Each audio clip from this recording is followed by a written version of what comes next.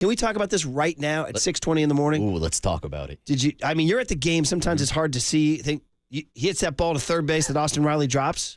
Oh, yeah, and he's not running hard at all. He did not run. This needs to be a big deal. Mm-hmm. This needs to be a big deal. And I read John Shea's column. I read the MLB Maria Guardado beat. I haven't read Shayna Rubin's game story yet.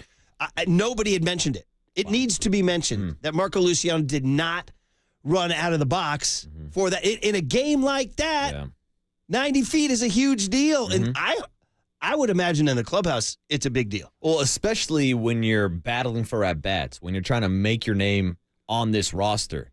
And to be fair, it did look like Austin Riley originally caught the ball and then dropped it. Yeah. From his perspective, from where I was sitting, that's what it looked like to me. Right. But still, you've got to have a hard 90 out of the box. There's no excuse for that because still, you've got to make a play. It's one thing that I was sitting there in the crowd yesterday and I was like, damn, I missed the hard 90s of a Jung-Hoo Lee. Yeah, right. Because he would bust his ass down the line each and every time he made contact with the ball. And that's what you want from ball players, and you don't see that a lot with major leaguers. We saw it with Bryce Harper being choked out by Jonathan Papelbon a couple years ago. Yeah. But when you're Marco Luciano, when you're trying to make an impact and give Bob Melvin a reason to put you in the lineup, you got to give a hard 90. Couldn't say it any better than that. You summed it up perfectly. And this is not the first time we've seen something like this with him with mental mistakes, right?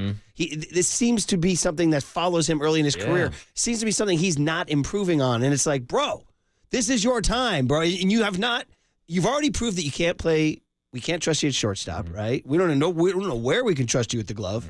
I mean, it's an iron skittle out there, but we love the at-bats, right? We love the at-bats until that. So anyway, I just want to call it out. And, bro, that ain't. I know that they didn't make a big deal about it in the broadcast. The beat writers didn't make a big deal out of it.